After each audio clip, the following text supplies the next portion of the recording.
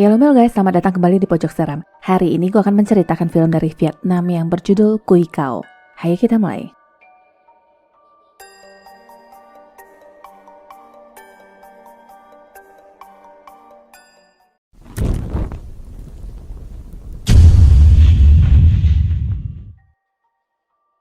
Film bermula dari seorang bapak yang berkendara di malam hari dengan membawa daging hewan dagangannya. Di tengah jalan, motor mogok dan singkat cerita setelah berhasil memperbaiki motornya, dia melihat ada bangkai anjing lainnya di rerumputan dan ada lagi yang lebih aneh dengan bangkai anjing yang dibawa bersamanya tadi. Mata bangkai anjing itu menyala merah dan seperti hidup kembali tapi ternyata hanyalah ilusi. Yang lebih menakutkan sekarang, bangkai anjing yang ditemukan di rerumputan tadi berubah menjadi monster yang langsung menenggelamkannya di kolam dan bangkai anjing kepunyaannya itu membuka mata setannya. Pak tua meninggal secara tragis dan putranya yang bernama Nam segera pulang dengan membawa serta pacarnya yang bernama Swan. Hari itu suasana duka sangat terasa dan sang ibu meminta Nam untuk menutup mata ayahnya. Anehnya, mata sang ayah seakan tidak ingin menutup dan dari semua panca indera mengeluarkan darah kental. Semua orang heboh melihat kejadian tersebut dan sapuan kedua, barulah mata itu akhirnya tertutup untuk selamanya. Di leher mayat ayah juga terlihat seperti ada bekas gigitan. Di dalam rumah, Swan merasa melihat bayangan arwah sang ayah yang berdiri di belakang tirai manik tapi tidak berani mengatakannya. Di desa itu sendiri menyajikan daging adalah hal yang biasa tapi sangat tidak biasa untuk Swan. Dia menolak memakan daging tersebut dengan sopan tapi sepertinya tidak bisa diterima oleh Bibi Tui yang langsung melayangkan sindiran. Setelah itu, upacara kematian akan dimulai dan para pelayat pun menanyakan apa yang terjadi dengan mayat sang bapak yang mengeluarkan darah saat disentuh oleh putranya sendiri. Semua itu dipercaya bahwa mendiang bapak meninggal dalam keadaan sakit dan tidak adil. Kenyataannya lagi, si bapak tewas di tengah perjalanan mengais rejeki. Di tengah-tengah acara, ada seorang pelayat yang seperti takut melihat seekor anjing putih berhidung merah yang sedang duduk di belakang Nam. Dia memilih pergi dan momen itu sempat terlihat oleh Nam. Malamnya, di mana orang-orang sudah kembali ke rumah masing-masing, Nam masih bertugas menjaga peti mati ayahnya. Sekilas dia mendengar suara ketukan dan mencoba mengintip ke bawah peti dan yang dilihatnya adalah sepasang kaki di sebelah peti, tapi ketika dicari tidak ada siapa-siapa. Tak lama, arwah sang ayah muncul di hadapannya yang membuat Nam kaget terjatuh. Arwah itu lalu menghilang dan sekarang yang bikin syok adalah sang ibu yang sudah tergantung bersama seluruh anggota keluarga. Arwah sang ayah datang lagi kepadanya yang berkata dia akan menghabisi seluruh keluarganya. Dia siapa yang dimaksud tidak jelas, lalu arwah itu ditarik sesuatu dan menghilang di kegelapan. Semuanya hanyalah mimpi tapi terasa begitu nyata. Pagi itu waktunya acara pemakaman dan sang ibulah yang terlihat sangat terpukul. Setelah dimakamkan, mereka kembali ke rumah dan makan bersama. Nam mengenalkan anggota keluarganya kepada Swan yang terdiri dari ibu, adik perempuan sang ayah yang bernama Tui, pamannya bernama Kuyet, dan istrinya bernama Liu. Dalam kesempatan ini, Nam mengumumkan akan menikahi Swan setelah 49 hari setelah kematian ayahnya karena Swan sudah hamidun. Paman Kuyet ini tidak setuju dan menganjurkan untuk saja, apalagi dia juga tidak yakin bahwa yang dikandung Swan adalah benar keturunan keluarga mereka. Ini tentu menyinggung perasaan Nam dan dia membela Swan yang membuat pamannya semakin panas. Sang paman merasa dialah yang paling berhak mengeluarkan suara dan keputusan dalam keluarga karena keturunan laki-laki langsung setelah abangnya. Makan malam pun berakhir bubar. Sewaktu mencuci piring, anjing putih itu muncul lagi dan Nam menceritakan bahwa yang satu itu dipelihara untuk menjaga rumah yang bukan untuk dimakan. Awalnya seekor anjing datang ke rumah mereka dalam keadaan hamil dan singkat cerita, dia melahirkan anjing putih yang diberi nama Nangka ini. Si Nangka harusnya mempunyai saudara lainnya tapi pada akhirnya mati semua termasuk betinanya dan hanya menyisakan Nangka seekor. Di tengah-tengah, Nam disuruh ibunya untuk membeli sesuatu dan Swan meneruskan mencuci. Selesainya dia merasakan ada sesuatu yang aneh. Entah hanya berhalusinasi atau gimana, dia melihat manusia berkepala anjing yang sedang makan di meja makan sedangkan ada seekor anjing berkepala manusia yang makan di lantai. Ada lagi kejadian aneh yang sedang mengunyah di samping kompor. Swan ketakutan dan berjalan mundur yang mengenai sesuatu. Mendengar suara, para kejadian itu melihat ke arahnya yang membuat Swan semakin takut lalu terjatuh. Teriakan Swan mendatangkan Nam dan ibunya, lalu para kejadian itu pun sudah menghilang. Swan tidak berani menceritakan apa yang dilihatnya dan ibu berpesan agar jangan terlalu capek karena hal-hal seperti ini sering terjadi dengan calon ibu di kehamilan semester awal. Malamnya sang ibu bersembahyang dengan lantunan lagu rohani. Awalnya semua berjalan lancar, tapi di tengah-tengah lagu itu mulai tersendat-sendat dan altar pun bergetar hebat. Sang ibu segera mematikan discman dan getaran pun terhenti, tapi sayangnya itu tidak berlangsung lama. Lagu melantun sendiri seperti kaset rusak dan getaran pun terjadi lagi. Discman dibanting dan sekarang ada sesuatu di atas genteng seperti langkah kaki. Ibu mencoba berjalan mengikuti langkah kaki itu dan dari celah lubang genteng terlihat sepasang mata merah menyala yang melihat ke arahnya. Belum selesai kagetnya, dari bawah ada yang menarik kaki ibu dan menggigit kakinya dari bawah ranjang. Ibu berteriak memanggil Nam. Nam dan Swan datang yang sudah menemukan ibu dalam keadaan pingsan. Di pergelangan kakinya sendiri juga terlihat ada bekas gigitan. Besoknya kaki ibu diobati dokter sedangkan paman dan istrinya mulai membicarakan keanehan ini. Keanehan lainnya terjadi di dapur di mana Bibi Tui kaget dan tidak sengaja menumpahkan nasi yang sudah berulat. Karena itulah mereka bertiga memutuskan untuk bertanya kepada orang pintar si pemakan dupa ini. Menurutnya ada yang salah dengan waktu pemakaman saudara mereka tempo hari yang akhirnya membuat rohnya menjadi hantu kelaparan. Ada pula hal yang belum terselesaikan oleh orang yang sudah mati dengan keluarganya yang membuatnya menjadi roh yang penuh dengan dendam. Jika ini tidak diatasi segera, maka diprediksi akan ada pemakaman selanjutnya di keluarga mereka. Jadi ceritanya dulu, sewaktu Babe masih hidup, Bibi Tui pernah digampar karena ketahuan mencuri uang untuk berjudi. Lalu dia juga pernah menentang pernikahan adiknya Kuyet dengan istrinya Liu. Tidak hanya menentang, tapi mulutnya juga rombeng yang mengatai anak orang perempuan mureh yang tidak pantas dibawa ke rumah untuk dijadikan istri. Inilah juga yang keluar dari mulutnya. Anh mày còn sống ngày nào thì tất cả những việc to, việc nhỏ trong căn nhà này.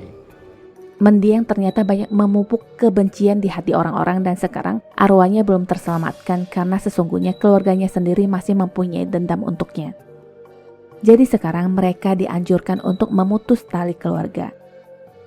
Sekali dilakukan maka arwahnya tidak akan bisa lagi kembali ke rumah dan berkelana ke alam bakat, tapi jika tidak dilakukan kemungkinan dia akan menjadi arwah gentayangan. Karena semua setuju maka upacara pun dilakukan. Sementara itu, Nam dan Swan yang berjalan di pasar dipanggil oleh seorang penjual makanan yang menanyakan keadaan ibunya. Nam juga diberitahu bahwa belakangan ini keluarganya sedang banyak mengalami hal-hal di luar nalar dan menyarankannya untuk ke orang pintar. Lagi asik-asiknya ngomong, seseorang berlari ke dalam yang langsung meminta pengunjung untuk memuntahkan daging anjing yang sedang disantapnya. Dia terus berkata, "Selamatkan hidup kalian. Dia akan menggigit kalian." Pria itu dianggap gila dan nyatanya pria itu adalah adik dari seorang ibu yang memilih pergi saat acara duka di rumah Nam dulu. Kebetulan sekali, Nam menghampiri dan menanyakan langsung maksud dari Bibi Lai tempo hari di depan rumahnya. Bibi Lai terlihat sekali hanya membuat alasan yang katanya waktu itu sedang terburu-buru, jadi memutuskan untuk pergi. Adiknya terus berkata, itu akan menggigit semua orang yang akhirnya Bibi Lai berpaling yang mengingatkan Nam untuk waspada terhadap anjing putih di rumahnya yang berhidung merah. Kau seharusnya tidak memelihara dia. Siangnya di rumah seperti biasa, anjing dan beberapa ekor anaknya diantar oleh pengepul. Nam dan Swan yang sedang dalam perjalanan pulang ke rumah sambil membahas tentang Bibi Lai yang dulunya adalah salah satu penjual daging terbesar di desa mereka. Suatu hari ada yang terjadi di keluarga mereka. Ayahnya tiba-tiba menjadi gila yang menyerang seluruh anggota keluarganya dengan... Sang ayah kemudian mati tersambar petir setelahnya, sedangkan bibi dan adik paling kecil itulah yang selamat sampai sekarang. Sejak saat itu, toko ayah Nam berkembang pesat dan menjadi paling besar di desa mereka karena sudah tidak ada saingan.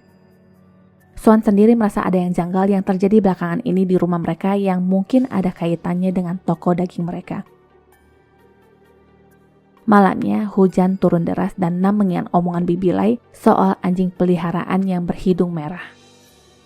Dia pun mencari tahu lebih banyak tentang asal-usul anjing berhidung merah tersebut dan di pencariannya tertulis keluarga yang sudah kehilangan berkat mungkin akan menemui paranormal.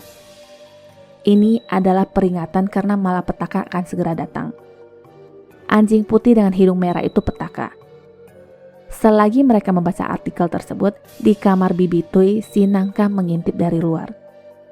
Kelanjutannya, berdasarkan mitos, iblis akan bereinkarnasi ke dalam janin seekor anjing betina dan sang betina beserta anak-anak lainnya akan mati pelan-pelan setelahnya. Jika anjing itu sudah dewasa, dia akan segera diam-diam berjalan di atas genteng pada malam hari dan berkeliaran di sekitar anggota keluarga untuk melakukan aktivitas paranormal seperti yang dilakukan sekarang kepada Bibi. Bibi yang merasa mendengar suara aneh dari bawah ranjangnya mengintip ke bawah dan sekarang malah ada suara lain di dekat pintu. Dikatakan iblis hidup di badan anjing di siang hari dan malamnya dia akan berdiri dengan 2 kaki. Saat manusia tidak sedang siaga, maka dia akan berjumpa dan Bibi Tui berteriak histeris melihat penampakan iblis tersebut. Nam dan Son menghampirinya dan di luar sana terlihat si Nangka yang berlari pergi. Nam melakukan pengejaran tanpa menyadari anjing itu sempat lewat di belakangnya. Sekarang di depannya dia melihat berpasang-pasang mata merah terang dan di bawah pohon itu ada si Nangka dengan topi yang berjalan dengan 2 kaki. Petir menyambar dan seketika mata-mata itu pun menghilang. Nam segera pulang di saat seluruh keluarga berkumpul yang sedang menenangkan Bibi Tui dan membahas tentang toko mereka yang akan segera dibuka kembali besok. Mendengar itu, Nam meminta untuk ditunda mengingat apa yang baru saja Bibi Tui alami. Paman tidak setuju dan Bibi Tui pun demikian yang bersaksi dia hanya kaget melihat seekor tikus bukan yang aneh-aneh. Intinya mereka akan tetap membuka kembali toko mereka besok dan bertanggung jawab apapun yang akan terjadi. Besoknya, ketiga orang ini benar-benar akan membuka toko mereka. Masing-masing mempunyai tugasnya dan di tengah-tengah jari Bibi Liu terluka. Nam sendiri masih merawat luka ibunya di rumah dan hal aneh pun terjadi. Di saat pembeli akan membeli bagian kaki dari daging guguk jualannya itu, sang ibu merasa kesakitan ketika itu memotong daging. Setiap potongan itu seperti mengenai kaki sang ibu sampai ke urat-uratnya. Melihat itu, Nam meminta Bibi Tui untuk berhenti memotong daging tersebut dan benar saja, kaki sang ibu pun seakan pulih. Bibi dan ponakan sempat beradu mulut setelah pembeli pergi dan intinya, Bibi Tui tidak percaya apa yang dikatakan Nam. Malamnya, Bibi Tui membersihkan perabotan dan berhenti saat mendengar suara ketukan. Pelan-pelan dia berjalan mencari arah suara tersebut dan tiba-tiba ada tangan hitam yang menarik kakinya sampai terjatuh. Ada tangan hantu yang menarik kepalanya sampai mengenai seng tersebut. Besoknya, warga sekitar bergosip yang katanya keluarga itu terkena kutukan. Beberapa orang berpendapat bahwa mendiang kakaknya lah yang ingin menarik adiknya untuk mati bersama. Semua warga tidak ada yang sudi ngelayat karena takut kena sial. Malamnya, giliran Bibi Liu. Setelah mengunci pintu gerbang, dia merasakan ada yang aneh. Para anjing di kandang itu berubah wujud menjadi manusia, tapi tetap berkelakuan binatang. Salah seekor keluar dari kandang yang langsung menyerangnya. Paman datang dan memukulnya, tapi Bibi mengaku sudah diserang seseorang. Kenyataannya yang dipukul tadi hanyalah seekor anjing yang akhirnya terkapar di depan mereka. Hal ini masih dirasa aneh dan sekarang Bibi melihat kejadian yang sedang berada di dekat kaki suaminya, lalu menghilang.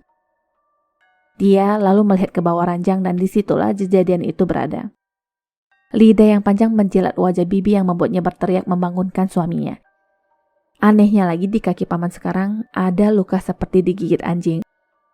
Di kamar Nam sendiri dia terbangun dan mendapati anjing putih itu sedang berada di depan kamarnya. Swan tidur seperti kebo yang ogah dibangunin dan Nam pun mencoba mencari kemana perginya si Nangka. Cari sana sini ternyata sedang minum di dapur. Jam menunjukkan tepat pukul 12 malam dan kipas angin berhenti berputar sendiri. Si Nangka menyerang Nam tapi seperti tanpa wujud. Nam sendiri seperti orang halu yang berakting, tapi kenyataannya ada bekas gigitan di lengannya. Besoknya, Nam pergi menemui Bibi Lai. Dipanggil-panggil tidak ada yang menjawab dan rumah pun terlihat sepi. Tao tiba-tiba memegang kaki Nam sambil berkata dia akan datang menggigitmu. Dia juga menunjukkan bekas gigitan di lehernya sambil mengulang kalimat yang sama. Akhirnya, Bibi Lai muncul yang langsung menenangkan adiknya. Nam dipersilahkan duduk dan Bibi memulai obrolan dengan mengatakan sudah tahu apa yang terjadi dengan keluarga Nam yang adalah sama dengan apa yang terjadi dengan keluarga Bibi sebelumnya. Malam itu ayah mereka keluarganya sendiri dan Bibi juga hampir menjadi korban. Taulah yang datang menyelamatkannya sambil menyuruh kakaknya lari. Selagi ada kesempatan, Tao lari keluar dan bersembunyi. Hari itu sedang turun hujan dan Tao mencoba untuk menghentikan kegilaan ayahnya. Tak lama petir pun menyambar yang menewaskan sang ayah. Setelah itu tidak ada lagi yang terjadi, tapi Tao sendiri menjadi orang kurang 1 ons yang selalu ketakutan. Semua ini diyakini Bibi Liu sebagai karma. Apa yang kamu tuai, itulah yang kamu petik. Kamu menghabisi ibu dari guguk, maka suatu hari anaknya akan datang menggigitmu. Semua hanya soal waktu dan yang lebih menyakitkan adalah melihat keluargamu sendiri menghabisi satu sama lain. Kau menyadari adanya iblis di dalam dirimu dan semua hanya akan berakhir jika kamu berani menghadapinya. Di tempat lain, suami istri ini lagi-lagi meminta bantuan ke orang pintar.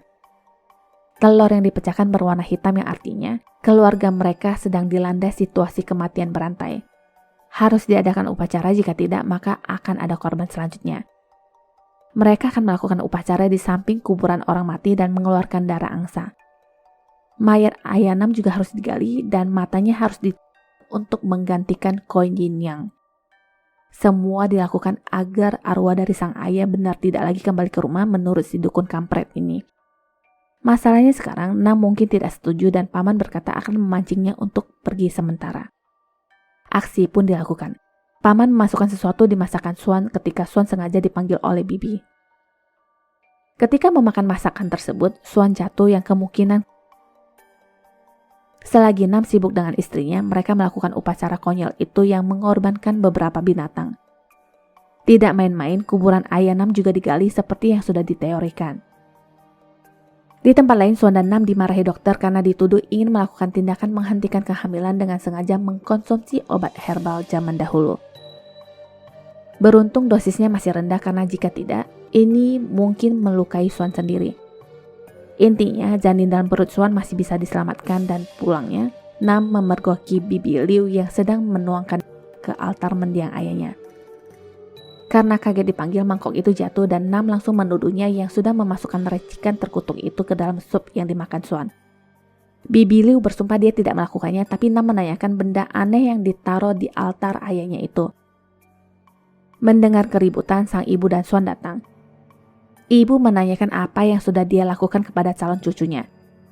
Disinilah Bibi Liu langsung mengeluarkan semua unek-uneknya selama tinggal di rumah itu, bahwa dia sudah muak dengan semua orang yang tidak pernah memperlakukannya sebagai manusia, yang selalu menyalahkannya atas semua hal. Thì ăn chay niệm Phật. Tại sao? Tại chị sợ quả báo.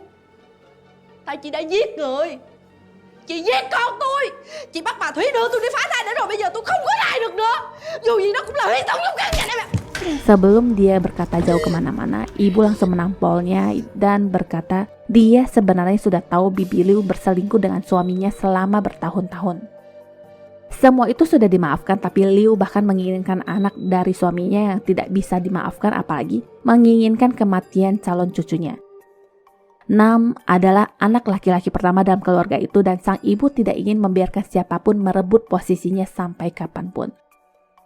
Ibu mengatai Bibi Liu perempuan mureh, tapi dibalas Bibi yang katanya, Tôi là con đĩ. Nhưng tôi chưa bao giờ hại ai hết á.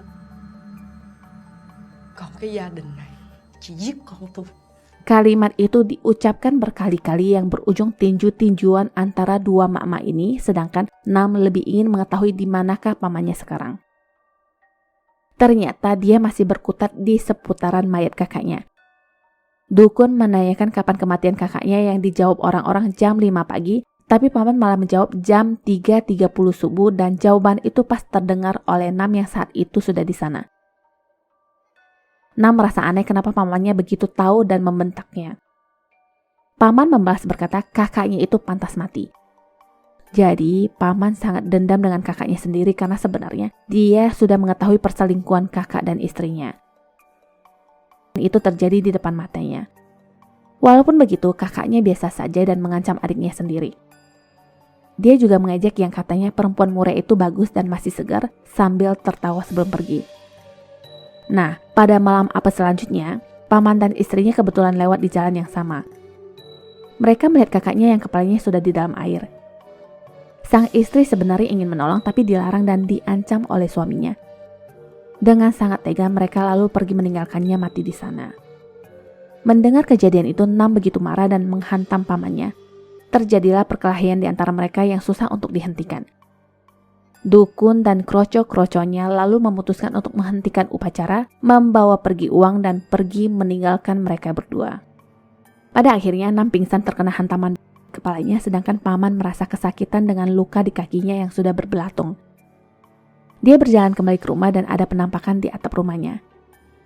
Seekor anjing yang berjalan dengan dua kaki sambil memegang tongkat, memakai topi pula. Anjing itu melompat ke arahnya dan memuntahkan banyak cairan hijau. Para anjing peliharaan lainnya pun resah ditambah langit yang bergemuruh. Di dalam kamar, Bibi Liu merasa mendengar suara dari luar yang menanyakan siapakah itu. Tidak ada jawaban dan suaminya melangkah masuk dengan wajah yang sudah seperti.